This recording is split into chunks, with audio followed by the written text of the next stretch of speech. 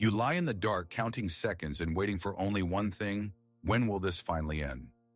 You internally cringe at the question, did you have a good time, because you know the script by heart, smile, nod, and lie. Again. You ask him the same thing just to distract attention from your own emptiness. You have become a master of imitation, the lead actress in your own bedroom, but the auditorium is empty. We were taught that selfishness is a sin, that a good wife must be sacrificial and giving. But Carl Jung left us a map that flips this moral law. He says, in bed, your social virtue is your frigidity. Your desire to be good is what castrates your nature. To feel truly, you must let the shadow in. We call this sacred egoism. In this video, we will commit a ritual murder. We will kill the convenient good girl inside you. You will understand why your trembling care for his pleasure is the path to the sexual death of the couple. You will learn what vital task your inner bitch performs, and you will see a concrete path to that pleasure which cannot be faked. Stop asking permission to live. Stop being convenient. Our immersion into the shadow begins right now. Let us pause, take a deep breath, and honestly, without unnecessary witnesses, look at what happens when the lights go out. Very often, at the very moment that should be the peak of intimacy, you do not lose your head.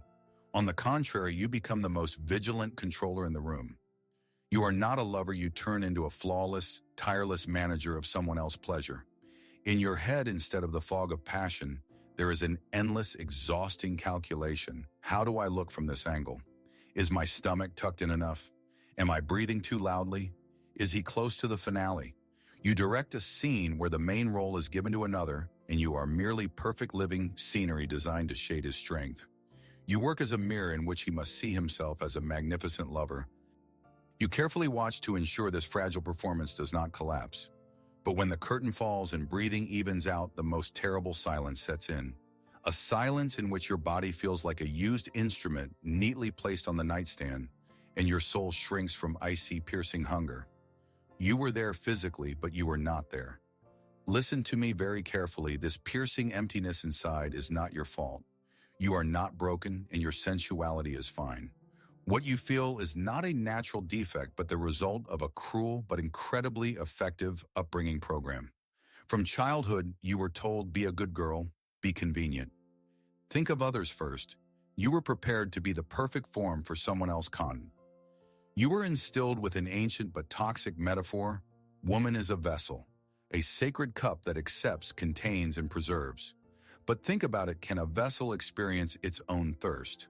A vessel has no right to want, grab, or demand. A vessel only passively waits to be filled. Your coldness is not a lack of inner fire. It is just a brilliant certificate of your social training. You are not frigid, you just learned the lesson of total self-abnegation too well. And here we come to the most painful but sobering paradox. Why do women whom society brands as bitches or egoists often get not only the best orgasms, but also the most obsessive male attachment? It is a mistake to think it is about their bad character. The secret of their victory is not in malice. The secret is that they are subjects. Think about this difference. While you try your best to be perfect, giving, and convenient, you literally erase yourself from the equation. You turn into invisible service staff of your own marriage. While you take care of him, you are practically not in the room. There is only the mirror he looks into. The bitch acts exactly the opposite. She does not serve reality, she bends it. She fills the entire space of the bedroom with herself. She brings to bed not service, but her heavy, greedy living personality. And this presence is exactly what a man actually craves. He wants to meet a living, domineering element and not a convenient function. To stop serving and start living, we need to leave the bright, decent living room of your consciousness. We have to take a heavy key and go down into the dark basement of your psyche, to where you have been afraid to look for years. It is there in the very depths that you locked up your greed, your healthy aggression, and your insatiable animal hunger. You called them bad and hid them away to remain good. But the paradox of healing is that it is vital for us to meet them. We will have to go down to where you locked up your inner demons and discover with surprise that they are the only ones who know how to love and feel for real.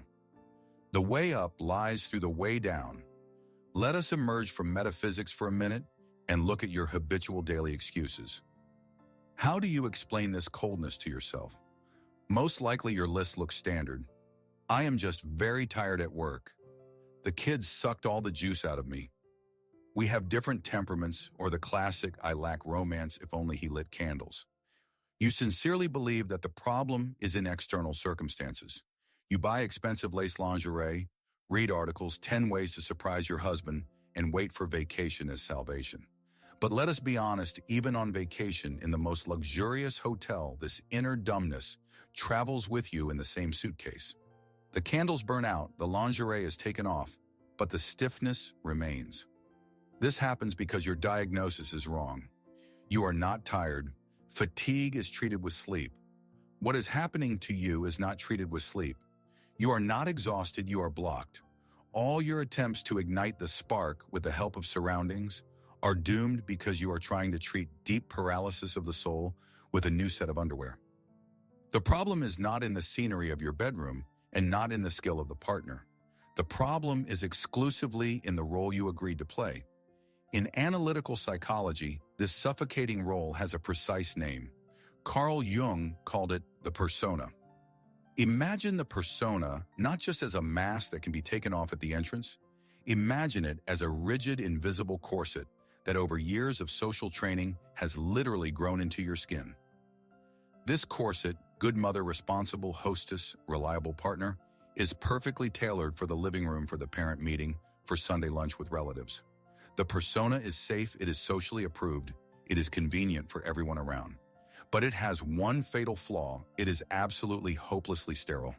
The tragedy is that the persona is built on control and predictability.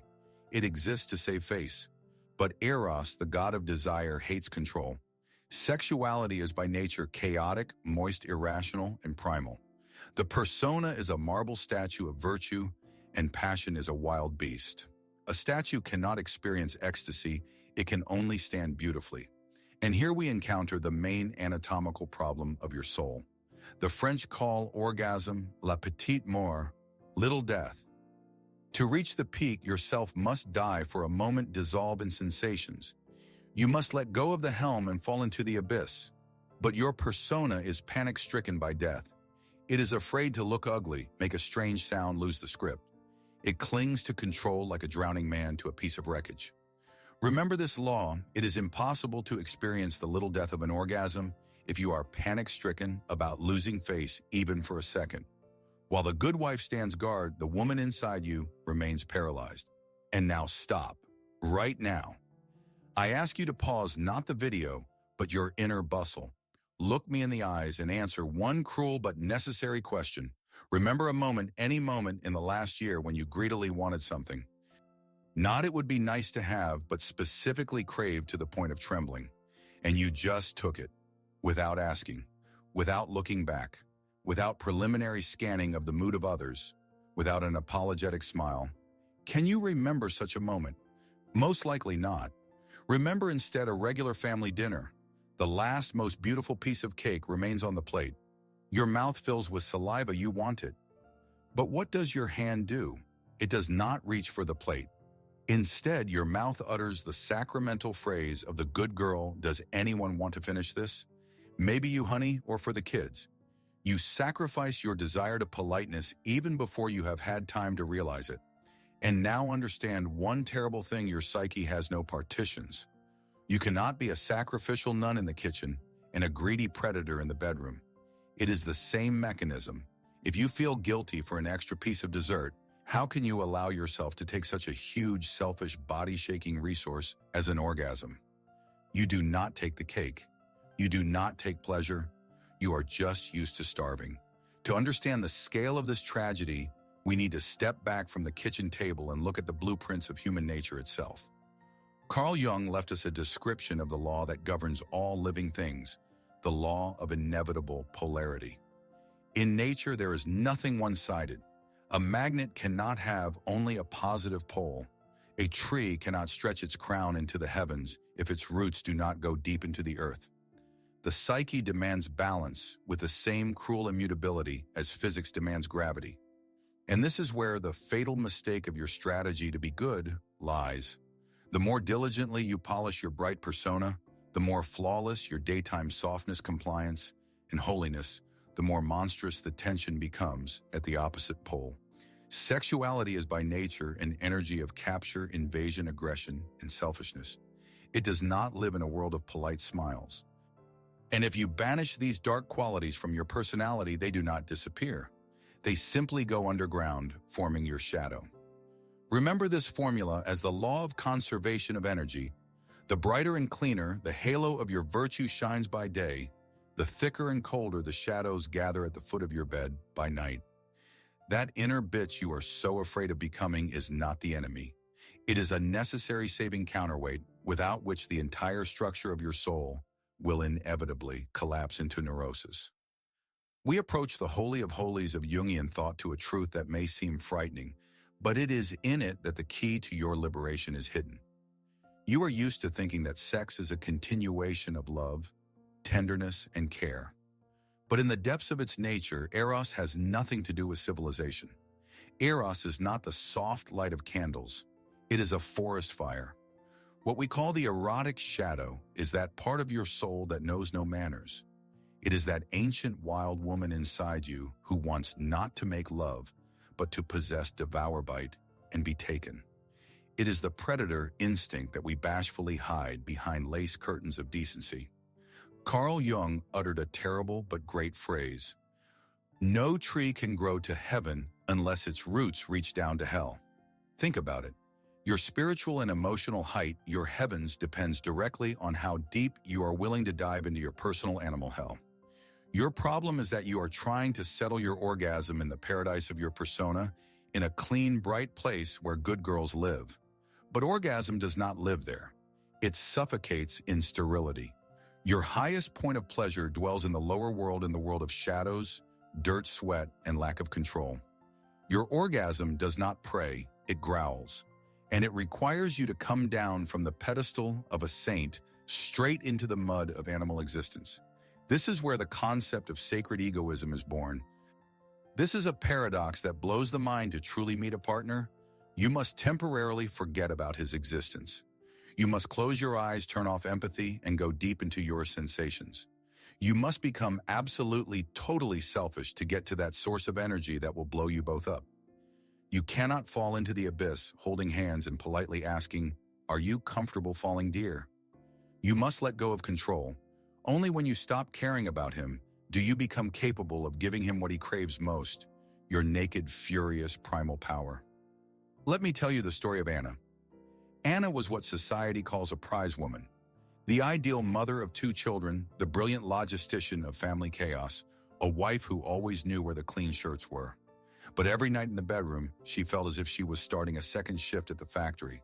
For 10 years, she was a flawless mirror for her husband, moaning in the right places, moving in time with his desires, and panic-stricken about doing something ugly. She was dead and she knew it. The turning point happened on an ordinary Tuesday in the middle of a habitual, mechanical scenario. Something snapped inside Anna. The nausea from her own pretense became unbearable. The voice of the good girl in her head whispered, "Be patient, it will be over soon." But suddenly from the depths from that very basement, another wave rose. It was anger. Anger that she was starving at her own feast. For the first time in 10 years, she did not adjust to him. She stopped his hand. Abruptly, roughly, her fingers dug into his shoulder with a force that made her knuckles white. Inside her, everything shrank with horror. Now he will be offended now. He will say that I am selfish. But instead of apologies, not a gentle whisper, but a low commanding order escaped her throat. "Do not move. Shut up. I want it like this." She did not ask for permission. She just took what belonged to her. Anna opened her eyes, expecting to see disgust on her husband's face. But what she saw shook her to the core. His pupils were dilated to the limit. He looked at her not as a convenient wife, but as a sudden, frightening, delightful, natural disaster. In that second, Anna understood all these years he did not want her submission. He was dying of boredom with the good girl. He was waiting for her to finally enter this room alive, hungry, and frighteningly real. Anna's story may cause you not only inspiration, but also cold, sticky fear. In the depths of the soul, a treacherous thought stirs. She got lucky. But if I act like that, if I stop being convenient, they will just leave me. This fear is the deepest root of your problem. You live with the conviction that love is payment for your good behavior. You are convinced that the partner loves not you, the real complex greedy one, but that convenient mask that you wear. And you are afraid that if the mask falls underneath it, he will see a monster. That is why you choose imitation. Let us be brutally honest. You think that by imitating pleasure, you are showing care. You think you are protecting his male ego. But in the language of the unconscious, imitation is not care. It is a sophisticated form of arrogance and betrayal. When you pretend, you are actually telling him, you are not good enough to give this to me for real. You will not handle it. So I had better put on a show so you calm down. You exclude him from reality. You lock yourself in your head, leaving him to interact with a phantom. Remember this cruel truth: when you imitate, you leave him alone in bed with an actress. This is not care. This is the deepest loneliness to which you can doom him. Your selfishness, your ability to immerse yourself in your sensations and forget about him, is paradoxically the highest form of trust. When you allow yourself to fly away, it is as if you are saying, I feel so safe with you that I can afford to lose control. A man does not need your polite lie. He needs your truth, even if this truth is expressed in an animal growl and not in a beautiful moan. Only your honest greed makes him a real man capable of satisfying this thirst. We have reached the line where theory ends and your personal truth begins. And now I want to offer you an experiment. Imagine that for 1 minute we turned off the lights of public morality. In this room, there is no one who could judge you. No parents, no girlfriends, no inner critic. There is only you and your true nature. Close your eyes and answer yourself honestly. If you knew that it was absolutely safe and you would not be rejected, what would you do right now? Maybe your shadow wants absolute power so that he lies motionless while you take what you need. Or perhaps your shadow craves submission so that someone strong finally takes the burden of responsibility for every movement off you. Or maybe your word is silence. Maybe you want all words to disappear and only the body to remain. Or is this word hunger? The desire to devour, bite, leave a mark. Psychology knows one ancient law: what is named by name ceases to control us from the dark. While your desires are nameless, they frighten you. As soon as you give them a name, they become your strength. I invite you to take the first small but revolutionary step towards accepting your wholeness. Go down to the comments now. You do not need to write memoirs or reveal details of your intimate life. We are here to create a safe circle of initiates. Just write one word, one noun that describes what your inner woman actually wants. Write power, or peace, or play, or greed. Do this not for YouTube algorithms and not for me. Do this for yourself. The moment you press the send button, you physically legalize this part of yourself in the real world. You will see hundreds of other words from other women and understand you are not alone in your darkness. Write this word. Let it out of the cage of your silence, at least into the comment line. I wait for you there. Now I ask you to look at your pain, your frustration, and your coldness with completely different eyes. Stop seeing this as a medical diagnosis. Stop running for a cure. What you feel, this dull irritation, this longing after correct sex, is not a symptom of illness. It is a knock at the door. In Jungian psychology and ancient myths, there is a name for that force that keeps you awake now. Her name is Lilith. Legend has it that she was the first woman created from the same clay as Adam, equal to him in strength. She is the one who refused to lie beneath, refused to be an obedient rib, refused to diminish herself for the convenience of another. She is the archetype of rebellious femininity, wild, sovereign, and furious. What you call your neurosis or problem is actually the voice of Lilith walled up in the foundation of your prosperous life. She thrashes in the cage of your good girl. She shakes the bars of your rib cage. She screams not because she wants to destroy your family, but because she is suffocating. You spent years trying to drown out this voice, trying to lull this dark sister to sleep with Valerian meditation and femininity courses. But you cannot lull fire to sleep. Your task is not to be cured of Lilith. Your task is to open the deadbolt. This pain is not a disease. This is your inner wild sister pounding on the basement door, demanding to finally be let into the feast of life. Stop holding the defense. She did not come to kill you, but to breathe life into your deadened body. But let us bring Lilith down from mythological heavens. to your quite real kitchen piled with unwashed dishes.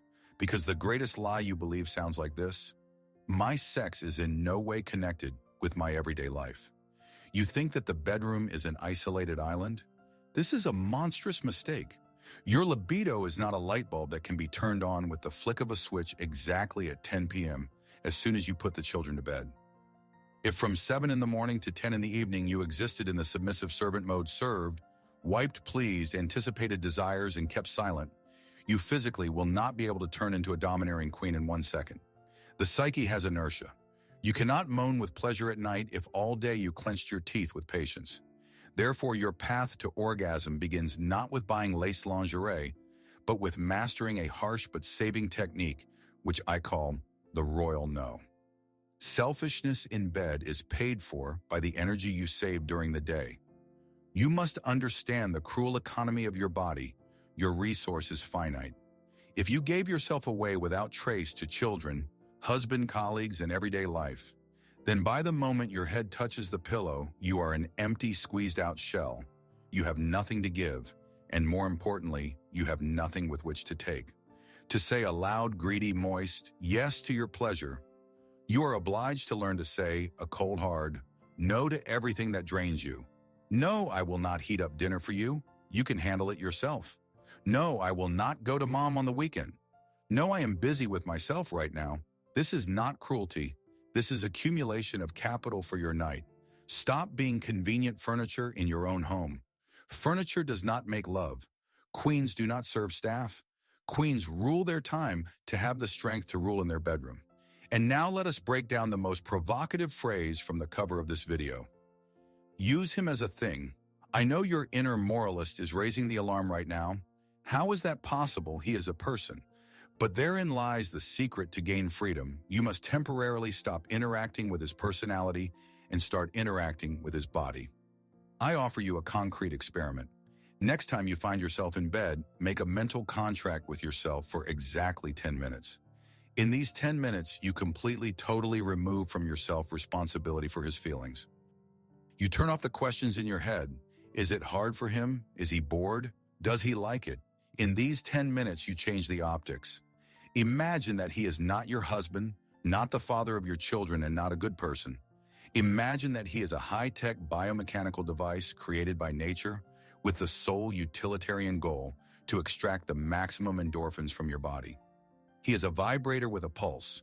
He is a simulator for your ecstasy. He is an instrument. You think this humiliates a man? You are mistaken. It liberates him. Men are deadly tired of solving the puzzles of good girls who themselves do not know what they want. When you start using him as a thing, you give him clarity. He no longer needs to guess. You lead with your body, you direct, you demand. You turn him from a confused guest into a useful function. Allow him to be just an instrument in the hands of a master. Believe me, an instrument does not get offended. An instrument dreams of being used for its intended purpose at full power. So let us once and for all tear off you this childish imposed label of bad girl. Hear me out. You are not spoiled. You are not evil. You are just finally grown up. Because only a child seeks approval, an adult woman seeks satisfaction. What frightened people call bitchiness is actually simply mature autonomy. Bitch is not an insult that needs to be washed away with tears.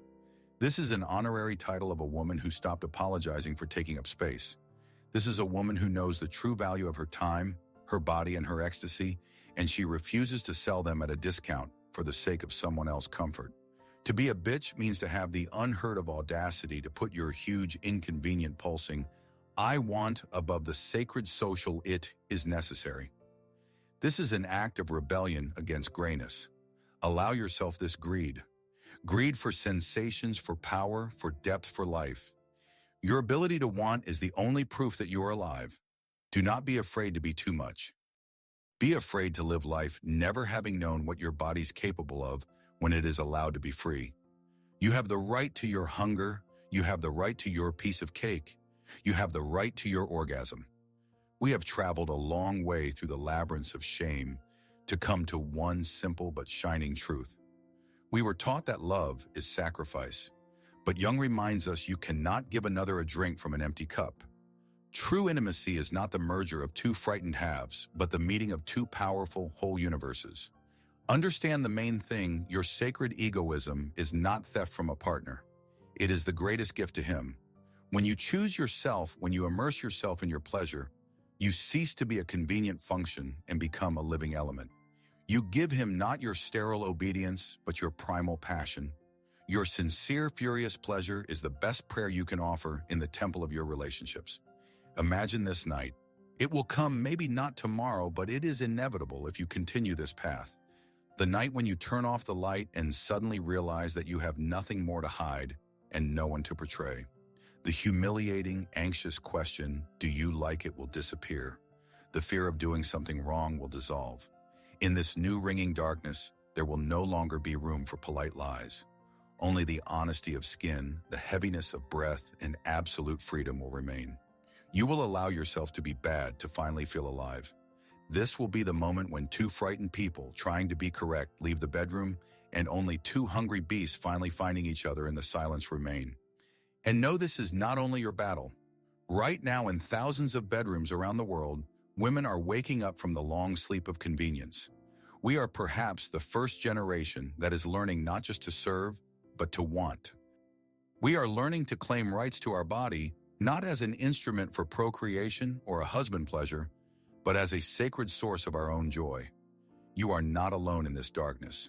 Next to you stands an invisible army of sisters who are also right now clenching their teeth, learning to say no to endless duty and a quiet, timid yes to themselves. We are all together learning to light our own fire, which no one else has the right to extinguish. If you feel that you are ready to stop swimming on the safe surface and want to dive to the very depths, stay with us. Subscribe to this channel.